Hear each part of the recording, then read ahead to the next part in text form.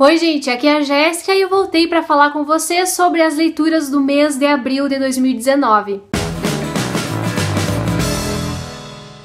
Consegui no final das contas ler bastante coisa, algo que eu tava com medo de que não acontecesse, porque logo no comecinho do mês eu tive um pequeno travamento, mas no final deu tudo certo. Eu fiz aquela maratona de desespero no final do mês, inclusive registrei tudo num vlog, vou deixar aqui no card pra vocês darem uma conferida e conseguir cumprir as metas. Mas eu vou tentar não ser tão enrolona aqui nesse vídeo e apresentar pra vocês de uma vez o que eu li, o que deu pra fazer em abril. Comecei o mês lendo Força é a Nova Beleza, da Kate Parker, acho que é isso? Sim, é isso o nome da autora. Tem essa capa bonita aqui, mas não pense que vai ter só fotos de meninas brancas e europeias e tal. Não, vai ter outras coisas aqui também, tá, gente? É só que a capa foi de uma menina loira. Mas o livro é repleto de imagens bonitas, fotografias espetaculares mesmo, e eu acho que ele é um bom livro no sentido de que cumpre aquilo a que ele se propõe, que é trazer fotos de meninas que mais ou menos quebram barreiras, quebram padrões e fazem o que elas têm vontade. São meninas fortes, destemidas, meninas que têm muita coragem, que têm muita determinação e que seguem atrás dos sonhos delas, mesmo que esses sonhos não se enquadrem nos papéis de gênero determinados. Então tem muita coisa legal. O livro traz uma introdução em que a autora explica por que resolveu fazer esse livro. O livro dividido em capítulos, cada capítulo com um tema, por exemplo, coragem, determinação,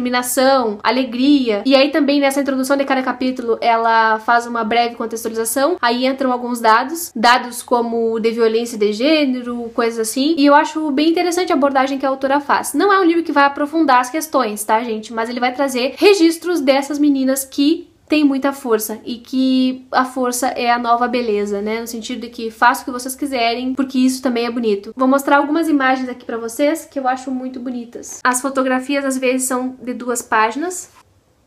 É muito lindo. Olha essa foto aqui, gente. E aí vem uma página inteira aqui com uma frase. E ao longo das fotografias ela também traz algumas frases das meninas que estão sendo fotografadas. Aí, por exemplo, me sinto feliz e valente quando abraço meus amigos e minha mãe, disse a Sofia, de 4 anos, que é essa coisa mais querida aqui. Então é um livro bastante bonito, é um livro que não deve ser muito barato, já que ele é todo em papel de fotografia e tem todo esse trabalho, mas eu acho que é um livro que vale a pena ter em casa, especialmente para pessoas que têm crianças à sua volta, sejam pais, parentes, responsáveis, amigos, enfim, especialmente para meninas, para que elas vejam outras referências, outras possibilidades de ser menina e fazer outras atividades que não são aquelas que mandam a gente fazer. Então vale a pena comprar, ler, mostrar para as crianças à sua volta e também espalhar esse livro, emprestar. Os amigos aqui da cidade já podem ter certeza que eu posso emprestar isso aqui sem nenhum problema para que vocês espalhem esse outro tipo de imagem aí para as crianças. Aí a segunda leitura de abril foi Nossa Senhora do Nilo, da Scholastic Mukasonga. É um livro pocket, bem pequenininho, e esse foi o causador da minha mini ressaca no começo do mês de abril. Eu tive bastante dificuldade com esse livro por conta da execução, pelo jeito que a autora escreve e algumas coisas pela parte técnica mesmo. Então aqui a gente tem a história de 2 meninas especialmente, a gente vai conhecer a coisa toda a partir de 2 meninas que, se não me engano, Virgínia e Verônica. Elas estudam numa escola católica, Nossa Senhora do Nilo, que fica localizada perto da nascente do Rio Nilo, bem isolada da cidade. Não me lembro agora o nome das cidadezinhas ali, mas se passa tudo em Ruanda. E aí a gente vai ver o contexto dessas meninas ali que estão numa escola em regime de internato, sempre vigiadas pelas freiras, adolescentes mesmo, com picuinhas, com brigas, com jogos de poder, mas a gente vai perceber também um pano de fundo muito tenso, porque existem 2 etnias principais ali, pelo menos no livro, que são os Hutus e os Tutsis. E essa escola tem uma política de cotas para os Tutsis, porque os Hutus tomaram poder e agora são a etnia dominante, digamos assim, e por isso discriminam os Tutsis. Existe todo um discurso que vem muito subliminarmente, um discurso que é incentivado pelas pessoas que estão no poder e também pela mídia, de que os Tutsis valem menos que os outros e que é preciso fazer alguma coisa e que ainda estão rondando e que pode haver um golpe a qualquer momento, esses Tutsis podem fazer mal para as nossas meninas. Tem todo esse discurso aí permeando a escola, até que chega um clímax aqui na narrativa. A gente vai ver um pouco da cultura ruandesa, um pouco da política, um pouco da geografia, os costumes. Só que assim, gente, a história pra mim é muito boa, tem um baita de um potencial, mas foi mal executada pro meu gosto. Pode ser que ninguém perceba o que eu percebi, que ninguém dê bola pro que tem aqui que eu tô falando, mas eu não gostei dos diálogos, achei os diálogos inverossímeis, ninguém conversa daquele jeito, não é possível isso, sabe? Então é uma falha na hora de construir o diálogo e isso já me deixava angustiada. Eu notei alguns problemas de continuidade, também tem alguma coisinha de revisão aqui que passou, algumas palavras escritas erradas, ou então trocadas, ou com letras sobrando. Isso tudo foi me deixando um pouco nervosa. Então assim, história boa, história importante, escritora negra escrevendo, muito massa, apoio sempre. Mas, literariamente falando, não é um dos livros que mais me agrada, tem vários problemas pro meu gosto, personagens estereotipados, mas assim, muito estereotipados. Por exemplo, tem um padre que banca o polido, que banca o puro, e na real ele faz o que bem entende, estupra e tudo mais. Uma menina que é super malvada e que briga com as colegas e é aquela chata que vai sempre falar as coisas na cara. Então são vários tipos que são muito já batidos. Os personagens não parecem ter uma complexidade, uma amplitude de personalidade. Isso me incomoda bastante. Por isso eu não vou fazer uma resenha só pra ele, porque eu não teria tantas coisas boas pra falar. Mas, de qualquer forma, gente, leiam vocês, tá? Não se deixem abalar por uma opinião negativa de alguém. Se vocês têm vontade de ler, se essa história chama atenção, leiam e depois a gente até troca ideia sobre isso. Ressalto a importância política da escrita da Scholastica Mukasonga e acho que todo mundo deve realmente ler a obra dela. Futuramente eu vou ler os outros livros que já estão lançados aqui no Brasil. Pro encontro da tag desse mês, eu li O Olho Mais Azul, da Toni Morrison, e esse sim foi um arrebatamento. Eu tô apaixonada pela obra como um todo. Não pela história, porque não dá pra se apaixonar por uma história trágica, uma história que é triste, que é pesada e que a gente sabe que tem relação com a realidade e que muitas pessoas passam por isso. Não dá pra gente se apaixonar e dizer, ai que lindo. Mas é um livro que me pegou muito por trazer esses temas à tona. E aqui a gente vai ter então a história da Pecola. Eu não sei se é assim que pronuncia, mas eu tô pronunciando desse jeito. Que é uma menina que sonha em ter olhos azuis, porque ela percebe que o olho azul é mais valorizado do que o olho dela, e além de tudo, todo o contexto que a envolve diz que ela é feia. Então ela tem essa ideia de que ela é feia, inclusive mais feia que as outras meninas negras que estão à sua volta, e por isso ela precisa de alguma coisa, algum artifício pra se destacar. E aí ela quer porque quer esse olho mais azul. Mas a história não é contada assim. Ela vai e volta no passado, vai e volta nos personagens, ela vai sendo contada aos poucos, com muita atenção, e fala essencialmente sobre racismo, gente, sobre o quão prejudicial é o racismo para a vida das pessoas, inclusive entre os próprios negros, por causa da coloração da pele, peles mais escuras em relação com peles mais claras. Entre a própria comunidade existe uma disputa ali,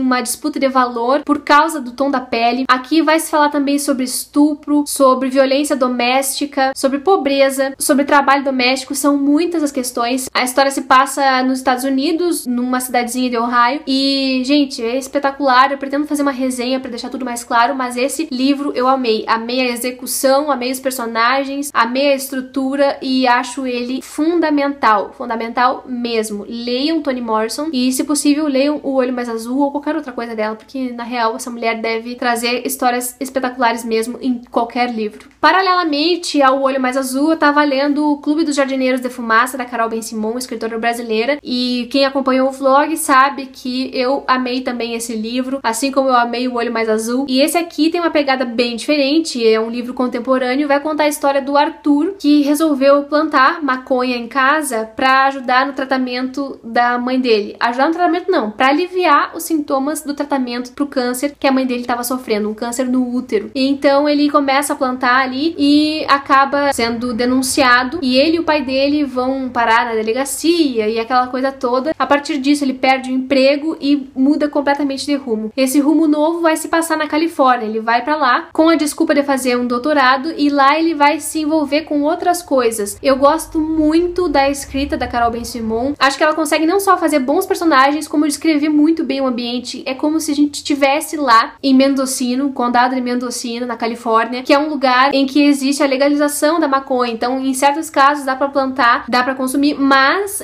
tem uma série de critérios. E é claro que as pessoas burlam esses critérios e plantam indiscriminadamente. Então ela consegue apresentar esse cenário e consegue também mostrar várias pessoas fazendo uso da maconha, uso recreativo ou uso medicinal, ou como a política age em relação a isso, as políticas antidrogas. Envolve uma série de questões e a complexidade toda dessa questão tá aqui. Então a Carol Ben-Simon não apresenta nenhum personagem que tome partido disso, levante bandeira daquilo. São personagens que são plausíveis, humanos e que tentam lidar com as suas escolhas. É um livro que vai falar também sobre solidão, sobre as escolhas que a pessoa faz na vida, relacionamentos humanos também, relacionamentos amorosos, de tudo um pouco, gente. E se passa num cenário que é lindo. É um livro muito bom, completo, bem escrito. Eu só não dei 5 estrelas pra ele porque não é um livro que mudou a minha vida, assim, diferentemente de outros livros, como até o Olho Mais Azul. Mas é uma baita história, gente.